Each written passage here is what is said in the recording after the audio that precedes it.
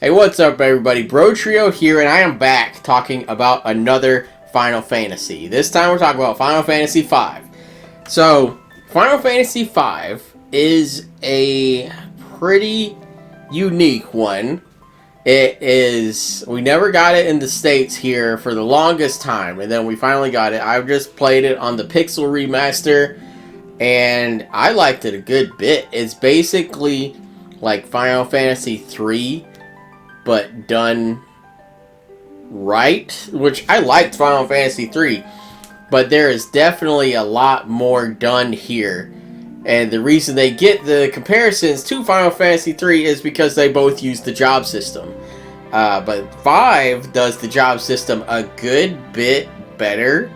But we'll, typical Bro Trio, what you're playing powwow fashion, let's do the spoiler-free stuff first, and then I'll dive deep into the spoilers.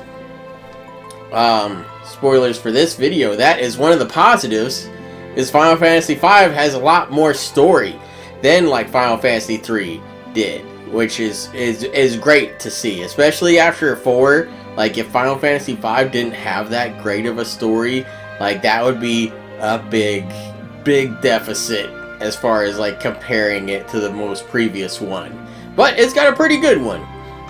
So let's get into the negatives and like what I didn't really love about the game. So first and foremost, the job system is awesome. You clearly have some like absolute banger jobs like Dragoon, Black Mage, Ninja, and stuff like that. But then you also have some clear loser jobs.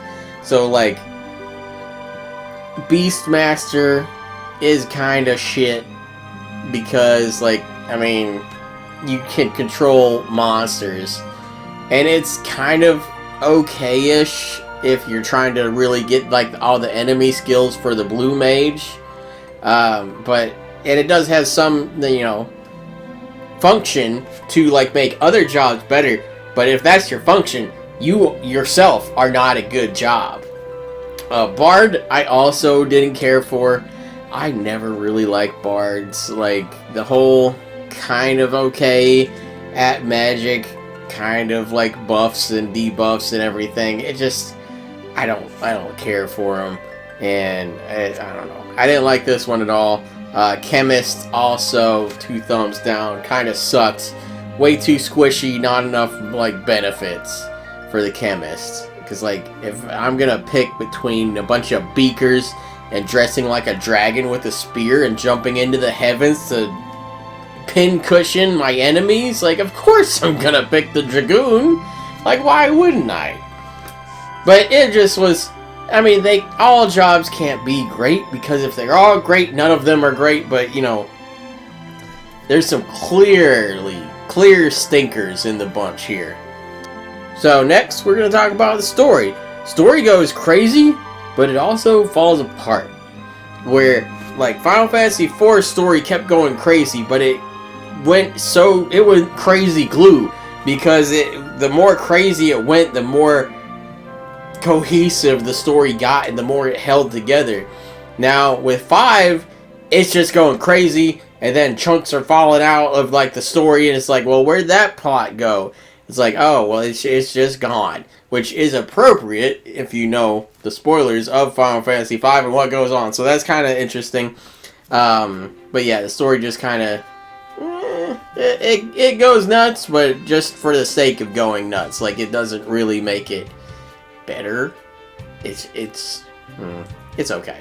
Like, it's not horrible, but it's not great.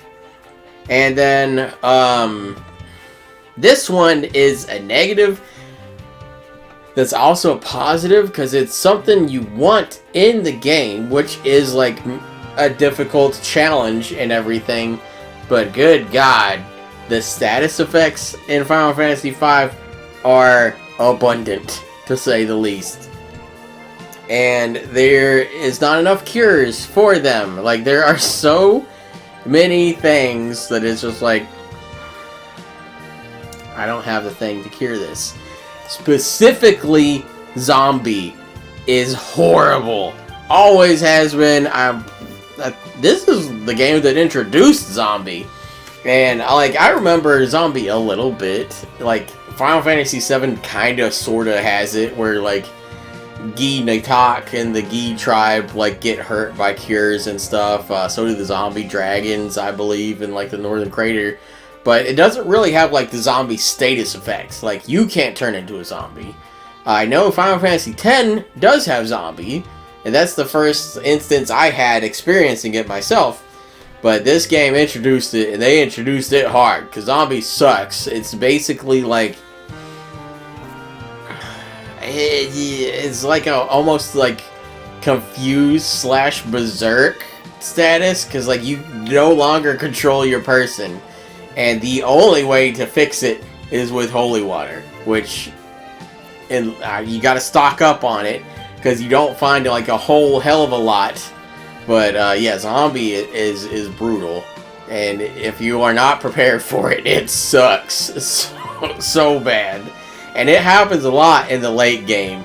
So if you are gonna play Final Fantasy V, start stocking up on holy waters like first chance you get.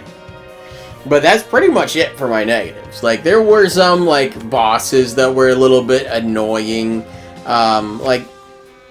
You know, the Wendigo was not, like, the most fun boss, but it's not, like, you know, detrimental to the game or anything. It's not going to make you turn the game off. Like, it's okay. It could have been better, but, you know, whatever. It's not great, but it's fine.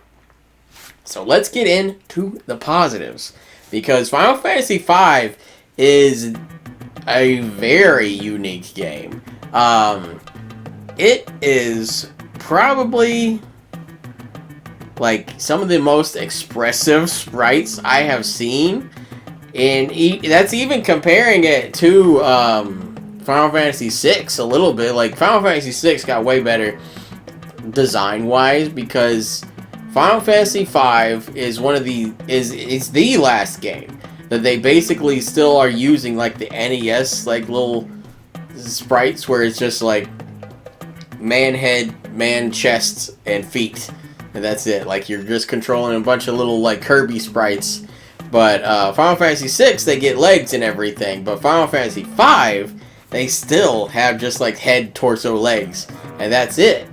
But Final Fantasy V, they made the sprites so much more expressive. Like, people get surprised and, like, their eyes bug out. And their jaws drop to the floor.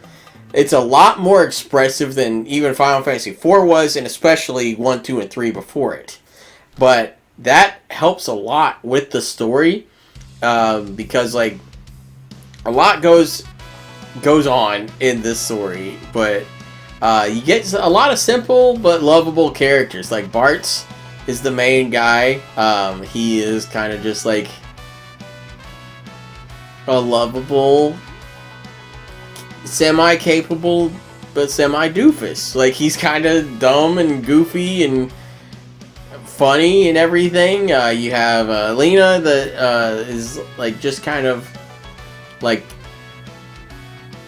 the voice of reason girl in it. Galoof is this old man that's just weird because he's got amnesia and he's funny.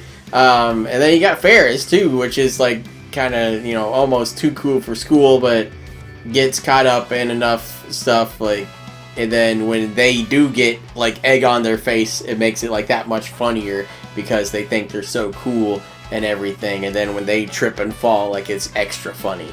But that's another big positive for this game, is, like, this is possibly, like, the goofiest Final Fantasy I have played, and the humor, it actually hits. Like, sometimes it's just like, okay, that's kind of, you know, got me to chuckle a little bit. But Final Fantasy V is pretty damn funny. Like, and that happens a lot with the expressions. But the goofiness of it is not to be understated, because it's very goofy, but it just gets super serious at the drop of a hat, too. So that's a interesting, like, polarity, like, this game can balance, is being super goofy, and then it's just like, oh, well, the world is about to get destroyed in 2 minutes, so we gotta, do it. But he's like, yeah, but she fell down, and it's funny. So, it's kind of funny how balanced it does end up being for that. So, the main thing about Final Fantasy V, and I've talked about this a good bit already, is the job system. So, jobs are what you'd expect. You get, like, the mage, you get the knight and everything. Mages are better at magic, but have less health and less defense, where knights have a lot of defense and a lot of attack, but no magic and everything. So you get that now, and it is way better in 5 than it was in 3, because now you also get abilities. So basically, this is something we have all the time in this day and age, but back then we didn't really. So basically, think Bravely Default or Octopath Traveler. Basic, you get basic abilities for leveling up these jobs, and then whenever you swap to another job, you can equip those abilities and still retain, the defense of a knight or whatever the ability is for that, but you're a thief or something like that. So introducing abilities is a great way that this game revitalized the job system from 3 and gave you a whole lot more to do. So you also will have the native abilities of the job that is only for that job. So it is beneficial to be the Dragoon, or versus being the knight but having the Dragoon abilities. It does have some strategic give and take that way, and I've always liked them, but I never I think this game solidified it. I think Dragoon is my favorite class, because this game has some good Dragoons in it, the abilities and everything. It was so much fun. I loved Kain in Final Fantasy IV. So yeah, I think Dragoon is it. Being able to jump, miss any attacks coming at you, and then land on them the next turn. It's just so cool. So I think Dragoon is my thing. And going forward throughout the rest of my Final Fantasy journey, if I can be a Dragoon, I probably will. And a lot of that realization happened with this game. So that was kind of cool to realize how much I fucking love Dragoons. But yeah, the jobs were great. Most of them are pretty good. Some of them are very good, and then, as I stated earlier, some are kind of poopy. But the jobs is just half of the coin. The other half is the story, and no story is complete without a good villain. And the one in Final Fantasy V is quite villainous. He not only is basically just pure evil and has next to no redeeming qualities. He doesn't get any, oh, well, he was tortured, he's relatable or something. No, he's not. He's just straight up bad the whole time, and it's awesome. I love that he wasn't ever humanized or just, relatable to why he is evil or anything. He's just evil to be evil, and that's fine. I liked it. It works. He's not the most deep villain, but for what he does, it's effective for sure.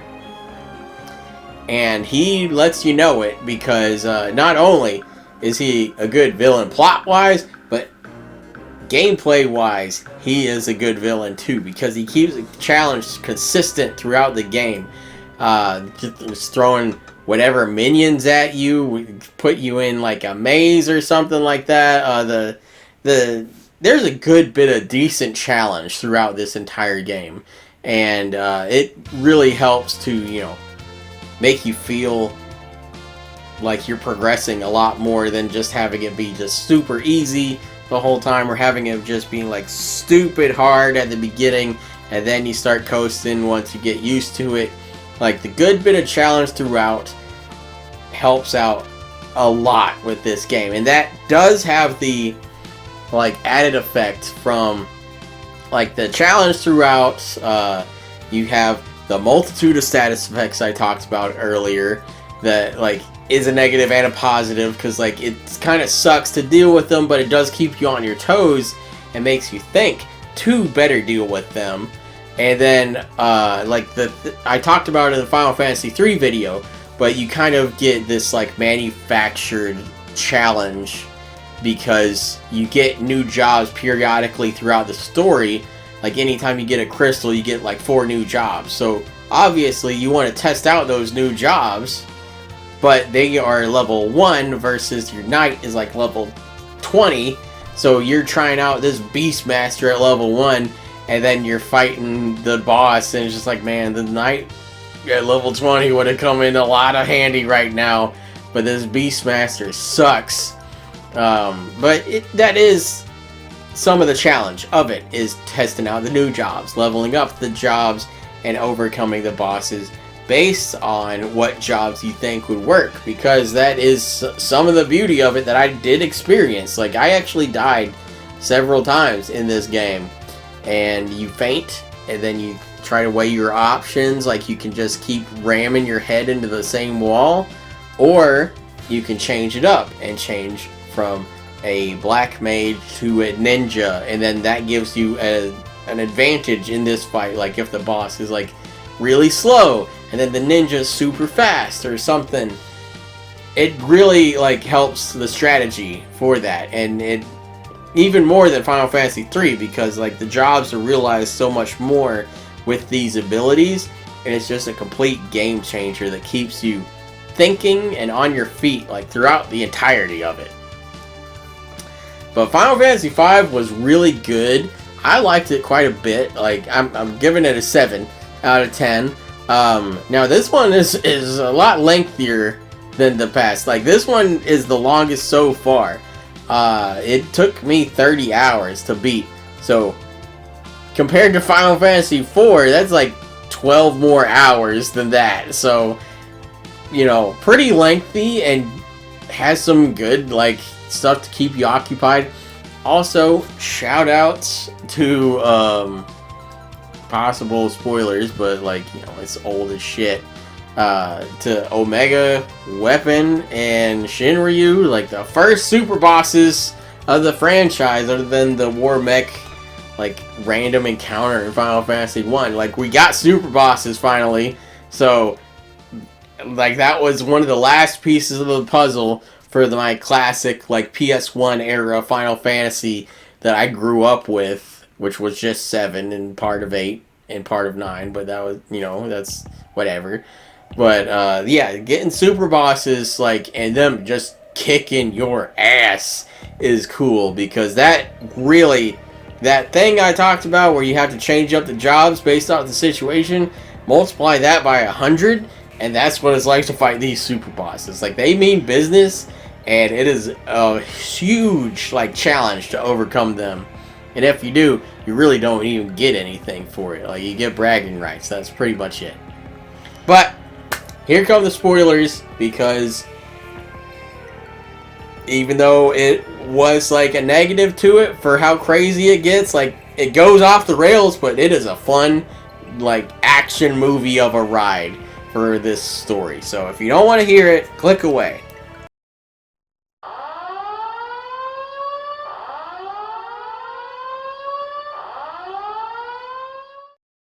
Alright, so this game was fun from the beginning, when you're just going around gathering crystals, and then like the world relies on them. Like, each region has something. So like the desert region has the earth crystal, this lake region has the water crystal, volcano has fire crystal, this other windmill place has the wind crystal.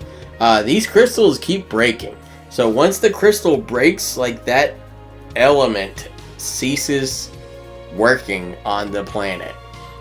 So like the wind crystal breaks, and then like all the wind stops. Like everything's just stagnant air and stuff. Water crystal breaks, like, you know, a drought happens, and all these crystals are breaking. So basically, the beginning of the game you're just going around to all these towns trying to figure out like why these crystals are breaking and like how you can stop it. People, like the townsfolk, are like pumping up the crystal with energy to make like its fire output better.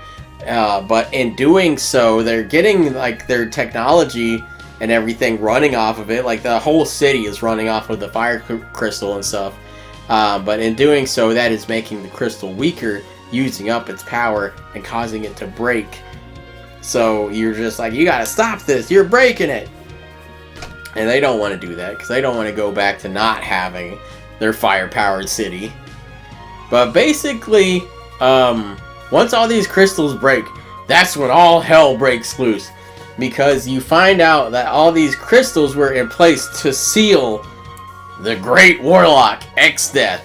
So Exdeath, I don't think he's really that much of a warlock, honestly. Like, he has some magics to him, but he looks like this cool-ass knight.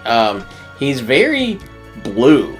He's like blue and gold, which is like a really cool like color scheme for a bad guy, because you know most bad guys like are just like black and red or something like that. But being a bright pastel color for the personification of evil is like pretty unique, and he looks cool as hell.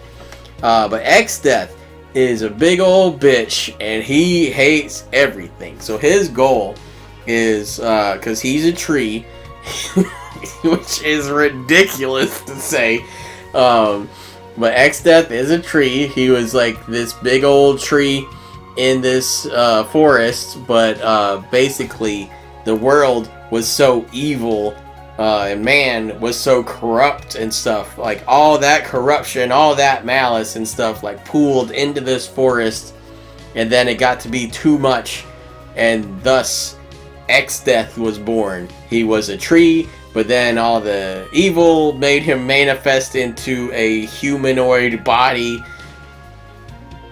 I guess to take revenge on the people that put so much malice and stuff in the world. Like, I don't know, and I don't care. Exdeath is here, and he is like, his goal is to return everything to how it was. So that is basically nothing. That's his goal. He unleashes the Void, which is kind of like kind of a creature, but kind of a weapon, but kind of just like nature that happens, like a thunderstorm or something. But Exdeath can control it, because he's just like, oh, this castle sucks, Void, and then whoop, it's gone. It's in the Void. Like, there's just space where this castle used to be. Exdeath is not only a great like powerful evil villain with like no redemption to him, but he's also very like conniving, because there's one point in the game, just to show you like how like smart Exdeath is. And well, let me back up, hold on. The crystals break and everything, and you're on this planet, and then Galuf, like one of your buddies, is just like, hey, I actually came here on a meteorite from another world, I'm an alien, I gotta go back to my world to stop Exdeath, because on my world, me and my other 3 homies, we sealed Exdeath and put him on this world instead of our world. Now that may not have been the best decision, but I gotta go back to my house and stop him there. So I'm gonna get in my meteorite, and I'm gonna drive away and go back to my world. And you're like, okay, well, what the hell is happening? So basically, he does that, and then your characters all end up doing that too. Like, a bunch of stuff happens. You open up a portal and you teleport there.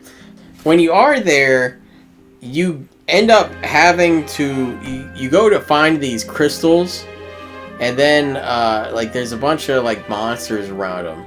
So you beat the monsters basically, and then Exdeath pops out and he's like, I knew you would do it. I tricked you into beating them, so now I can take these other crystals and make myself more powerful. So he does that, and then he starts just blasting y'all with the energy. But then Galuf's like little granddaughter comes in. She's like, "I'll save you," and she blasts Exdeath. And then he's like, "Well, now you are going to die with the rest of them." So then he's just like blasting everybody, and then Galuf like summons all his strength and sacrifices his life, and he actually dies, which was very cool. I love when characters sacrifice themselves, but it was kind of like, if you've ever seen the movie Beer Fest, you know where I'm going with this. But it was, in that movie, this character named Landfill is like training for this beer drinking competition, and then he dies. But then at his funeral, his twin brother, Gil, comes up. I'm not Landfill. I'm Landfill's twin brother, Gil.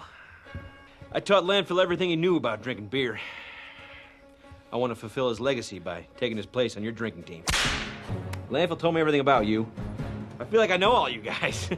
So we won't have that awkward get-to-know-each-other stage. Perfect. So it's just like, why even kill him if you're just going to replace him and everything? That's kind of what Galuf does.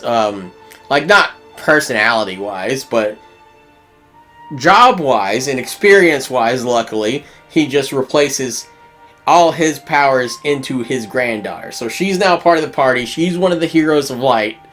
But it was just kind of funny that it just was like, well, I'm dead, but, I'm really not. Like, gameplay-wise, this is the same character with all the same attributes and abilities and everything. So that's good to have. That you don't just have to start from square one with some rando in the party. But, so anyways, Exdeath kills Galuf, and then you end up going to fight Exdeath again, and you beat him, and then he uses the last of his power to merge your world and Galuf's world.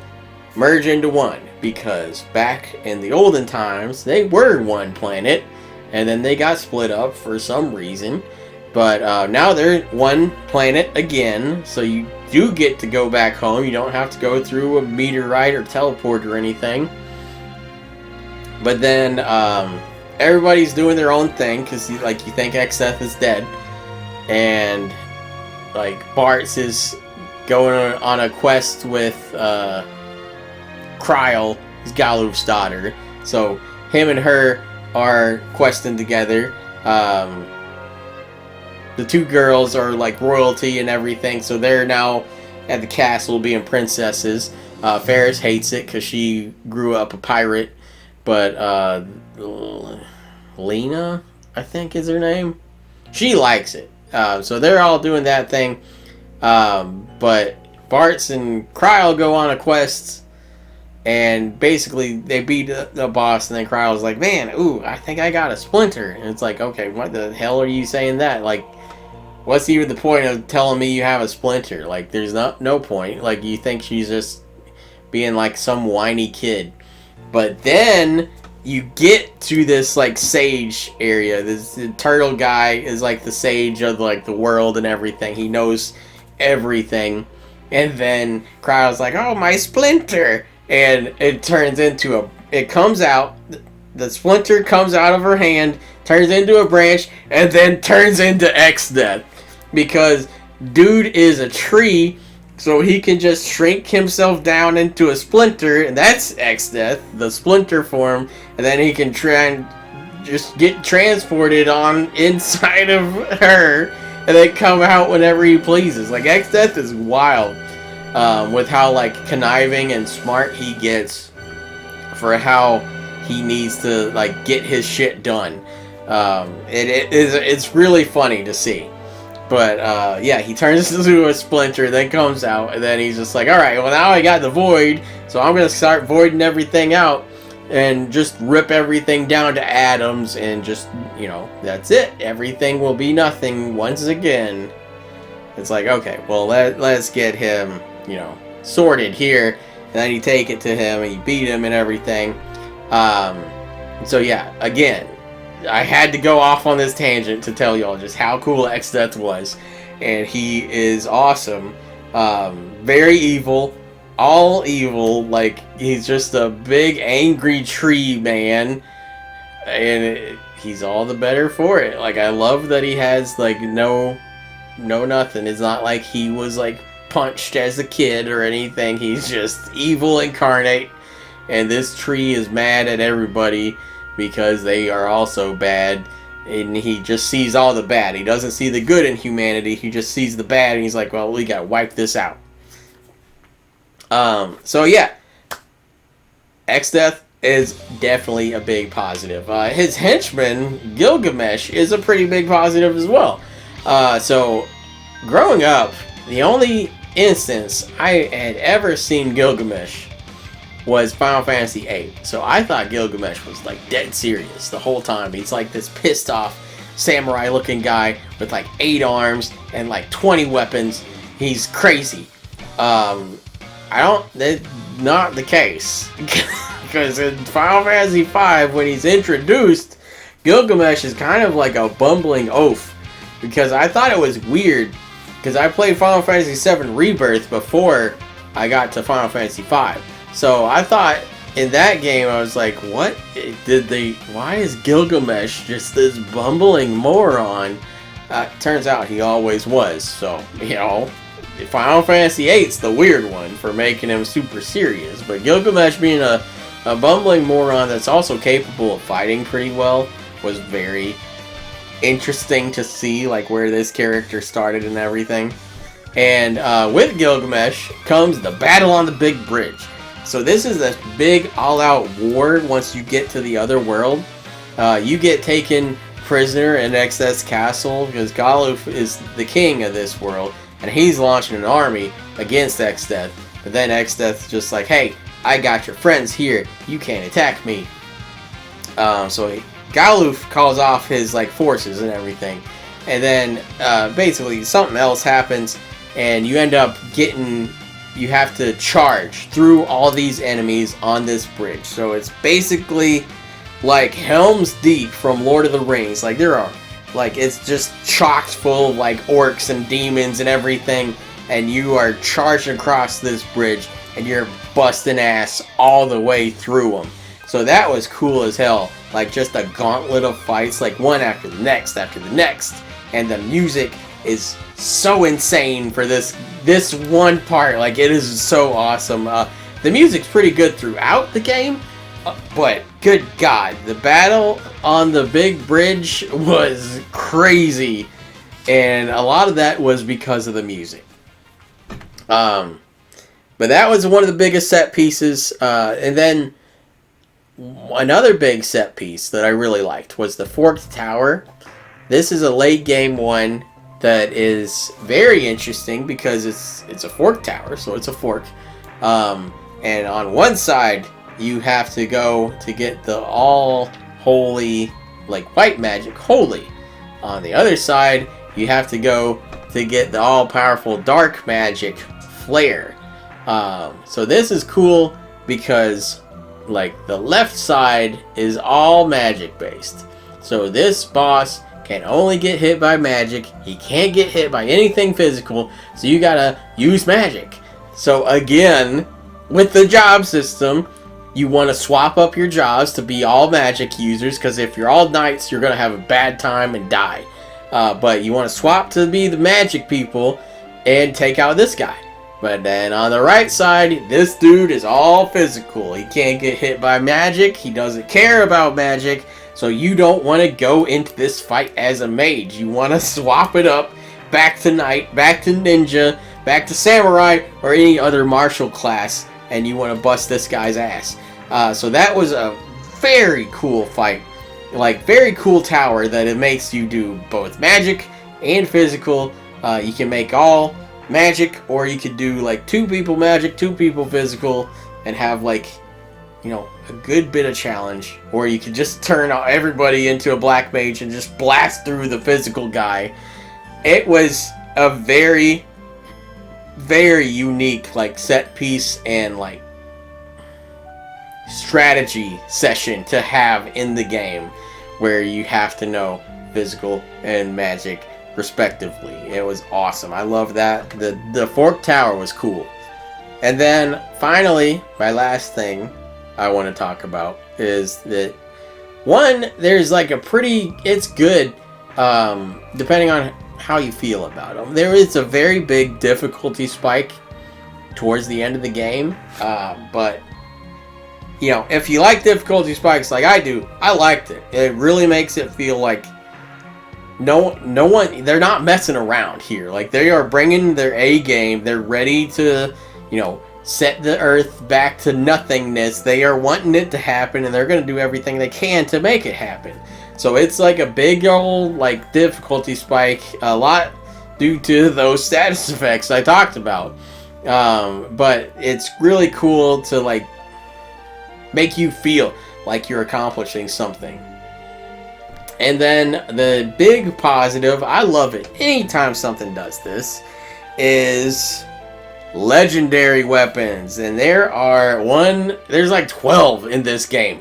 It is so cool because, like, you hear this story about how, I forget what his name is, it's like Eon or something, this bad guy that was in charge of the Void the first time, and like even before Exdeath and stuff, and he was such a bad guy that everybody had to use these legendary weapons to defeat him.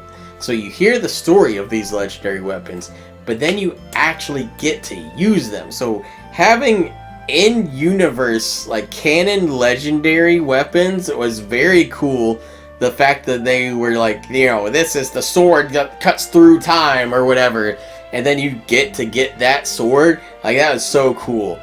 It was just awesome. Like, I loved it, and they're really good weapons too. Like, they have a lot of, like, attributes you really want to use. But yeah, very cool. Anytime someone does any form of legendary weapons, I like it. But especially if they come with in-universe lore, like, that's even better. So that's basically my thoughts on Final Fantasy V, but let's get back to Exdeath, because I can't stop talking about him. And that's how he feels throughout the game. It's just like, now this is probably my favorite song in the game, but Exdeath's theme in the Pixel Remaster is so fucking cool, man. Like, it is one of the most metal themes, because, like, it's literally like thrash metal, like guitar. Like, anytime something bad happens, like, you know, something disappears, and then you just hear bwam, bwam, bwam, and it's Exdeath's theme. Like, his theme kicks on, and you're like, God damn it, I know it's this tree man again. And it's so fun every time, because it's a cool ass theme, it's sinister, it's menacing, it's awesome, and he's just there to, like, you know, fuck with you again, and it happens a lot, and I loved it every time. Like, I like Exdeath quite a bit, if you couldn't tell, but it really is, like, one of the main reasons why, because, like, it's always just like, wait, what was that? And then it's like quiet for like half a second, and then that guitar kicks in, and it's like, oh, it's a good old Exdeath. But anyways, you know, once you beat Exdeath, he is then just like, well, now I'm gonna become Neo Exdeath. So Neo Exdeath is quite a different thing, because you are fighting Exdeath, like, inside of the Void. So inside of the Void is everything the Void has eaten. So, like, you're going through, and it's like the sand, and then you go to a village, and then you go to a forest, and then you go to the castle, and it's a really interesting way to, like, keep everything fresh and everything. But one of the coolest aspects is, like, when Exdeath becomes Neo Exdeath. One, he starts fighting you, and he turns into this big ass tree, and it is crazy looking. Like, it is some of the craziest sprite work I've ever seen. So you're fighting this big ass tree, and your characters are all, like, in the sky, and, like, you can see it, like, down here, like how they draw it, that the tree is sprouting up and spiraling from the ground. and you see it's this weird tree with Exdeath's like humanoid body sticking out of it, and he's got a weird, ugly, horrifying face on the tree as well. So it's just a very kind of body horrifying, like Exdeath in this weird worm tree form. But then it gets taken to the next step, because when he becomes Neo Exdeath, he then, I guess, merges with all these other beasts and monsters that are in the void, because now he has just become this amalgamation of everything. So like, it's like a Lovecraft type thing where, you know, these things all fuse together because of this cosmic horror. So he's like part man, part bull, part monster, part whatever. He's got like 8 bodies on his body, and they are all able to get selected in this fight. So that helps a lot. So like, he's got like his magic caster body is like this little wizard sticking out of his hip, or he has like his big bruiser arm that is just like this big bull or something like that. So it's a really cool final fight. I hate whenever he casts like white noise or whatever the fuck that does zombie stuff. Like, I thought I had passed all the zombies because he has a castle full of zombie dragons, and I was like, okay, if I overcome this, I'm done with zombies, because I hadn't experienced anything zombie in a long time. And then Exdeath comes out and he's like, oh, I'm casting zombie.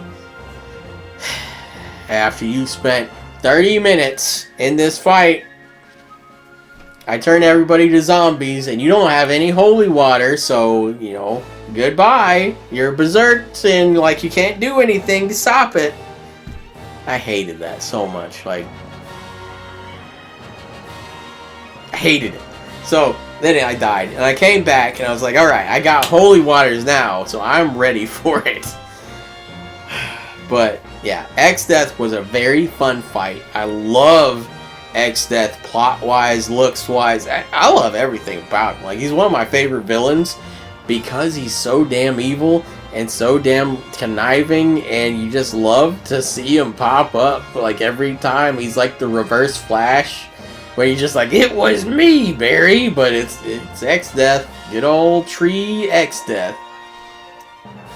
I think that's probably the thing I liked most about Final Fantasy V, was Exdeath. I liked the game a lot. I liked the jobs a whole hell of a lot. Dragoon is great. Getting the abilities for the jobs is even better. And there was a lot other story stuff I couldn't get in because I can't stop talking about Exdeath. Like, he's not, you know, I don't think he's quite as good as like Sephiroth or anything. I'm a little basic. I get it. But, you know, Exdeath, he's definitely up there. It's like, probably, like, Exdeath and Kuja are 2 of my favorite Final Fantasy villains. But, that's what I thought about Final Fantasy V. I liked it a whole hell of a lot. Like I said, I gave it a 7 out of 10. Pretty good score. It's not quite as good as Final Fantasy IV, but, you know, Final Fantasy IV was crazy. Final Fantasy V was pretty good. I like the gameplay of 5 more, I'll say that. But I'll catch y'all next time with Final Fantasy VI. That one's a good one. Ew.